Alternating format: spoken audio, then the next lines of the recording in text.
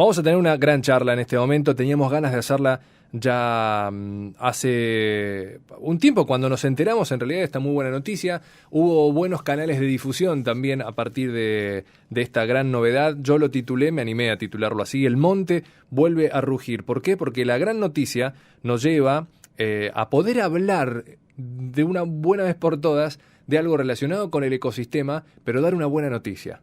Cuando arrancamos el programa junto a Juano, que anticipamos la charla de hoy, con quienes íbamos a hablar, y que nos daba mucho gusto finalmente por concretarlo, decíamos, y en la previa también, masticábamos esta idea: qué bueno poder dar buenas noticias cuando generalmente, hoy de hecho las razones nos lo dio lo que pasó, lo que está pasando, mejor dicho, con los incendios en la Patagonia. Y esto sucedió ya hace un par de semanas largas atrás, pero siempre va a ser noticia. ¿Por qué? Porque hay gente que está trabajando para que este mundo sea un poco menos feo de lo que a veces resulta o nos quieren pintar. Y puntualmente ellos que trabajan en Red, de hecho así se llaman, Red Yaguareté, han conseguido algo histórico a nivel país, a nivel fauna, y sobre todo teniendo en cuenta esto: el hombre, que generalmente con su acción desequilibra una organización natural perfecta, es el encargado en este caso de tratar de enderezarlo y de poner las cosas en su lugar. Por eso nos da mucho gusto presentarlo a Nico Lodeiro. Él es, por supuesto, uno de los representantes de Red Yaguareté, que se suma esta tarde. Para nosotros es un placer, querido Nico. Aquí Emilio y Juano te saludamos. Bienvenido a otra galaxia. ¿Cómo va? ¿Qué tal? ¿Cómo están, chicos? Muy bien. Bueno, gracias. Muchas gracias por la invitación. No, al contrario, un placer, un placer. Sabemos que fueron algunas razones fuera de la buena predisposición, y creo que sabes, Nico, que veníamos con ganas de hablar de esto. Ha conseguido notoriedad en su momento cuando la noticia estaba fresca, pero también nos sirve hoy por hoy hablar y plantear un poco qué es lo que sucede, ¿no? Porque con Juano también hablamos, insisto, de los incendios al arrancar. Todo nos lleva al desmonte como palabra y concepto triste pero clave, y esto me parece que también va emparejado con eso, ¿no? ¿Por qué en algún momento los yaguaretés estuvieron en peligro de extinción, si es que siguen así o no? ¿Y qué es lo importante también en la noticia, sabiendo lo que pudieron hacer? Bueno, los yaguaretés están en peligro crítico de extinción. Siguen estándolo. Uh-huh.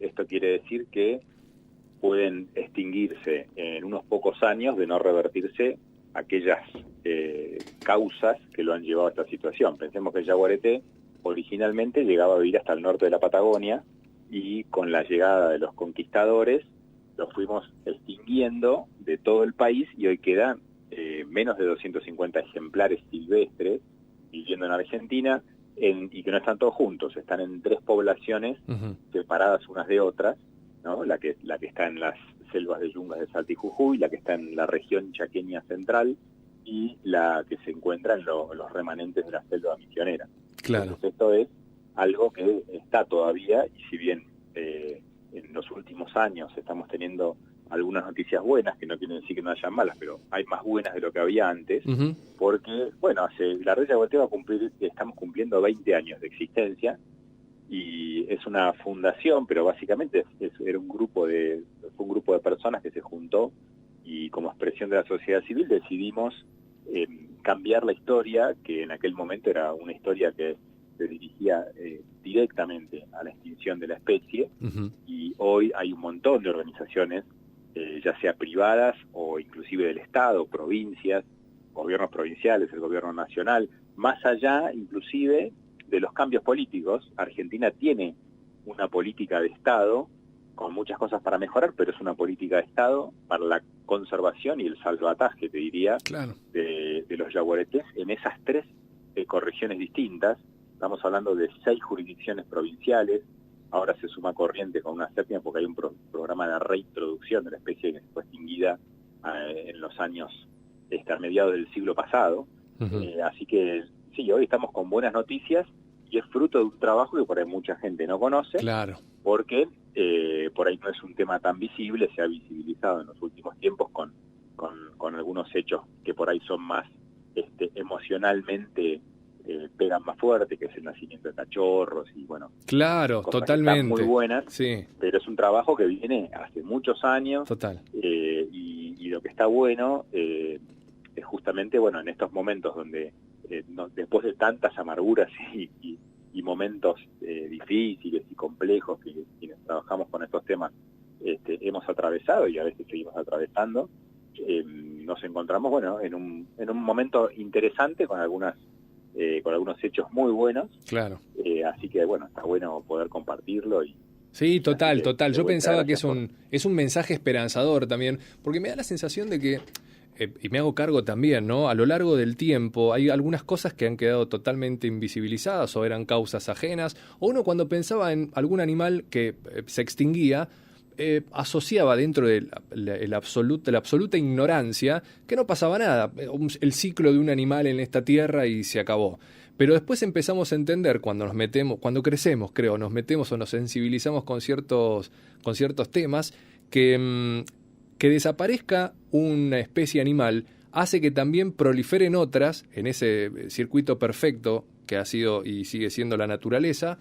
Pero digo, no sé si entendemos el fondo más allá del afecto o el cariño que se pueda tener y de lo representativo, por supuesto que es el único felino autóctono que hay en su tipo. Digo, hay como unas razones de color y hay razones de fondo fuertes. Estoy escuchándolo a Bill Gates repitiendo una y otra vez, la pandemia no es nada, muchachos, lo que se va a venir con el cambio climático no se dan una idea. No entrar, ¿no? En la angustia de pensar en eso, pero sí saber que tal vez haya cosas que se puedan ir haciendo para que no sea una debacle tal como se imagina a futuro.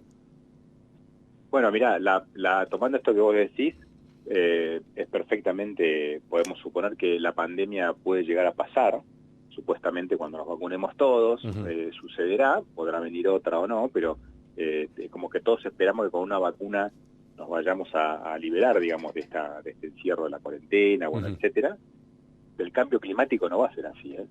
Si de golpe la Tierra sube 2 grados, no vamos a poder vacunarnos contra el calor, contra el derretimiento de los hielos.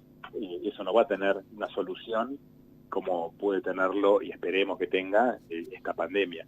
Entonces, sí coincido con vos que hay una conciencia creciente respecto a estas cosas, y el yaguareté es un símbolo, porque como es la especie que está, se llama una especie paraguas, ¿no? Porque está en el tope de la cadena alimenticia. Entonces, para conservar al yaguareté tenemos que conservar a los bosques y todas las especies que viven debajo de él en esa cadena, porque él les necesita para vivir, porque se alimenta de ellas.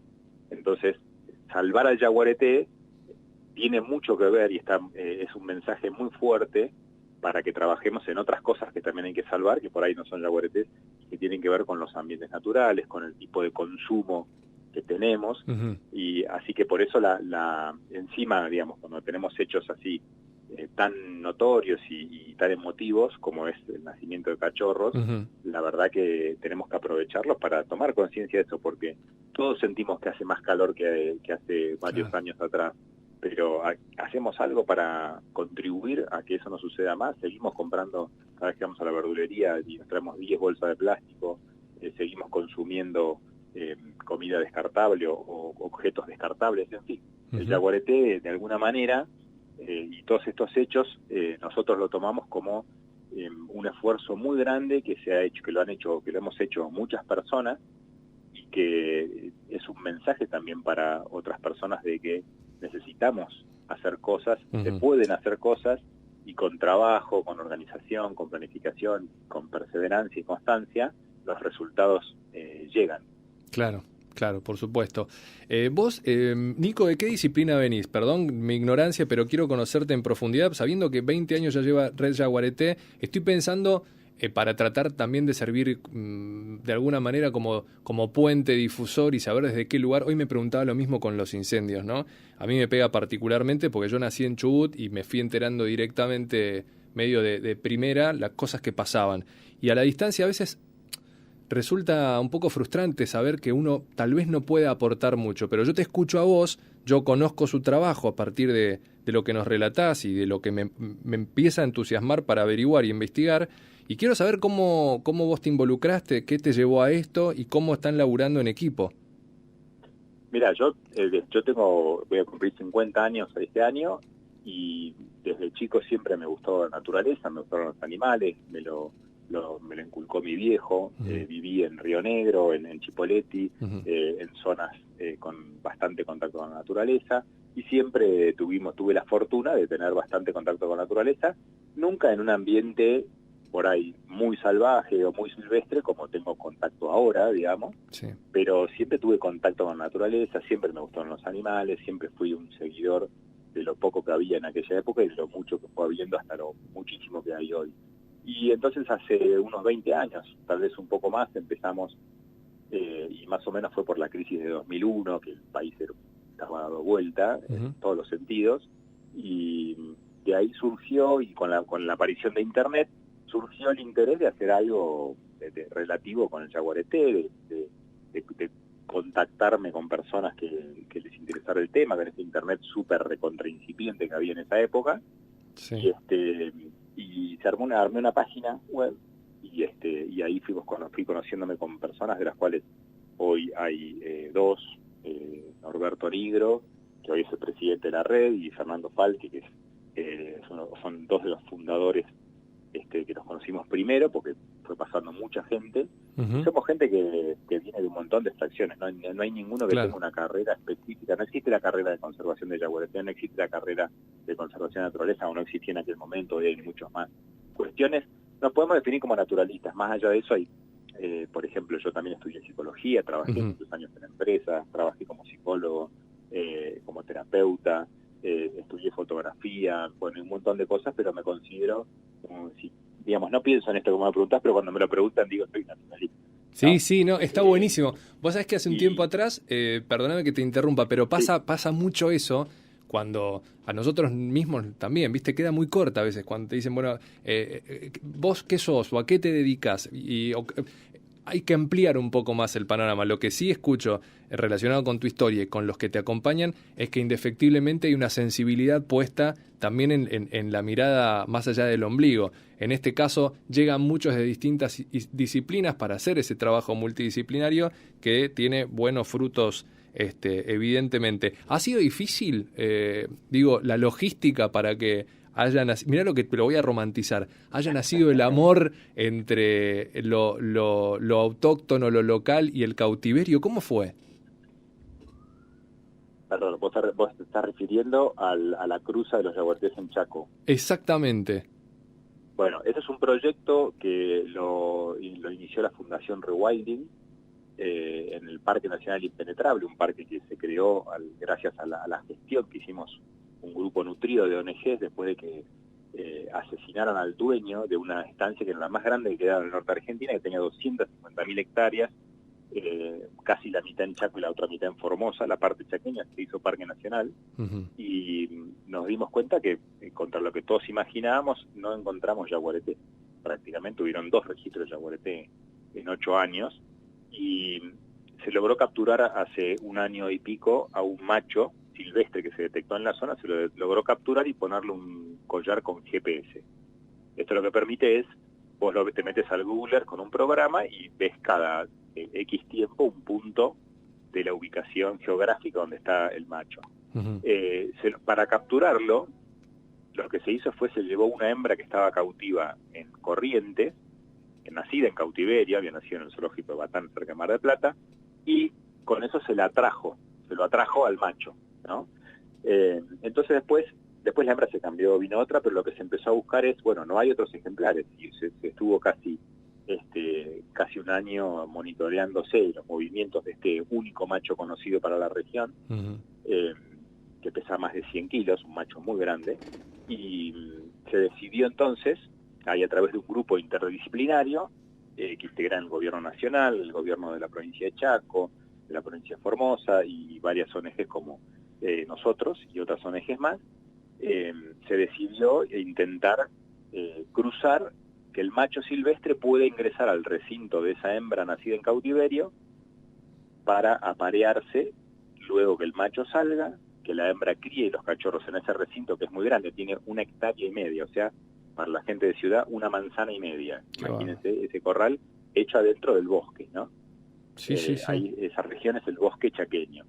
Entonces, finalmente se logró. Estoy sintetizando una cosa Sí, monstruosa, ¿no? me imagino. Porque además hubieron muchos meses de contacto entre el macho que estaba libre Claro. y la hembra que estaba cautiva, alambrado de por medio, y ahí se vio que había una buena relación, porque los felinos silvestres, sobre todo los grandes felinos, el jaguarete es el tercer felino más grande del planeta después del tigre asiático y el león, muchas veces se pueden lastimar seriamente, ¿no? Mira. Ya de hecho los apareamientos tienen algún grado de violencia entre ellos. Sin embargo, bueno, esto por suerte se generó una buena relación, se logró hacer esto, que es la primera vez que se hace en el mundo, y bueno, y están los cachorros, ya han cumplido un mes de vida, todavía no se saben los sexos, ahora se va a armar se va a lanzar un concurso para ponerle apodos, que es una forma que siempre tenemos los que trabajamos en este tema con jaguaretes, Sí. de alguna manera para generar una sensibilización. No es lo mismo de llamar macho 1, macho 2, macho 3,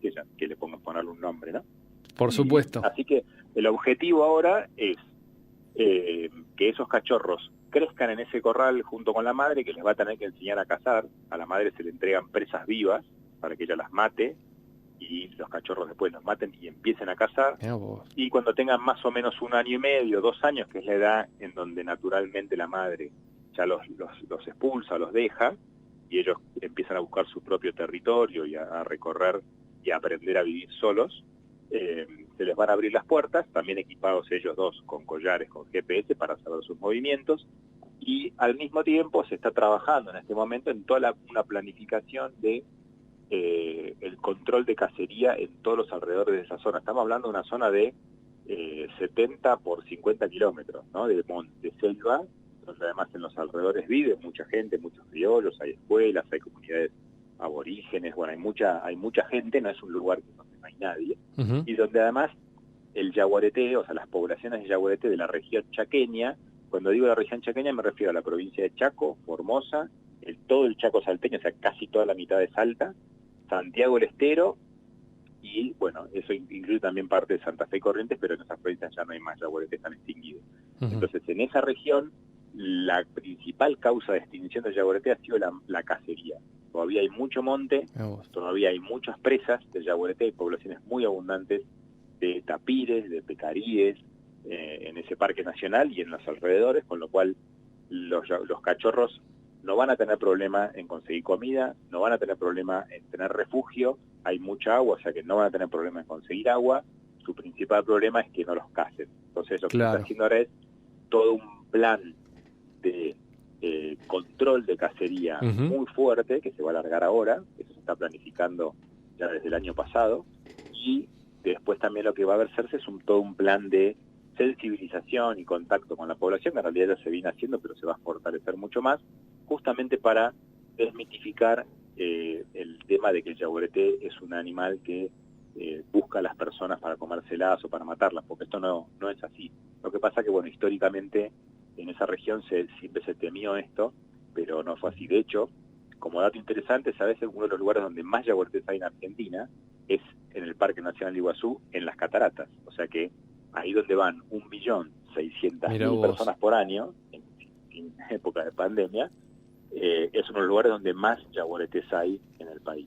Así que si hubiese sido un animal como los tigres o como los leones, que sí atacan a personas, tendríamos un desastre en Iguazú, y nunca hubo un solo episodio en el Parque Nacional de Iguazú con los turistas y los jaguaretes. Nunca. Qué bárbaro.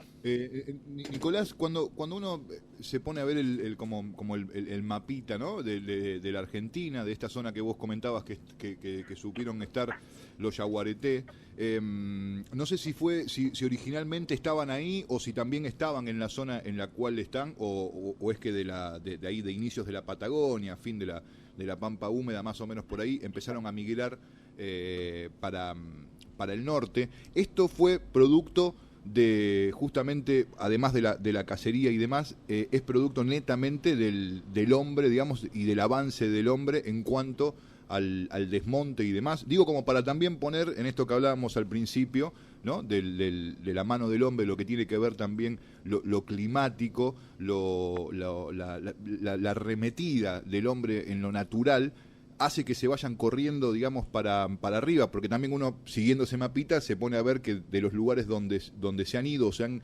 extinguido, es tal vez de los lugares más construidos o con mayor densidad poblacional, quedando allá arriba en lo que vos mencionabas, ¿no? En esos 70 por 50 kilómetros entre Chaco, Formosa, Salta, por ahí mucha selva, ¿no? Lugares que todavía no han sido habitados, o hay muy poquita cantidad de alguna que otra población originaria y demás. Esto es así, se fueron subiendo en el mapa producto de estas cuestiones.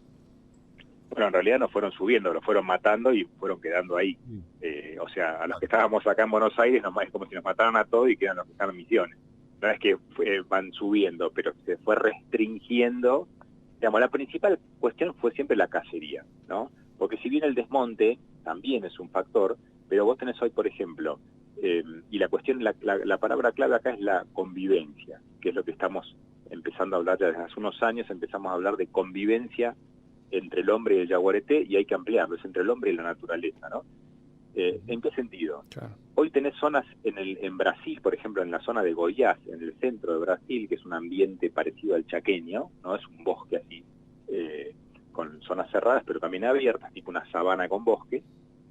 Hay zonas, por ejemplo, de parques nacionales y que están rodeados de grandes cultivos de soja o grandes producciones ganaderas, ¿no? De muy grandes, estamos hablando de propiedades grandes ganaderas. Y ahí, por ejemplo, se está dando una nueva convivencia entre yaguaretés y actividades productivas, donde estos propietarios de grandes extensiones aceptan vivir con el yaguareté y no lo matan. Y entonces el yaguareté puede vivir en un ambiente que ya no es el original, pero mientras no lo maten, el yaguareté puede vivir, obviamente.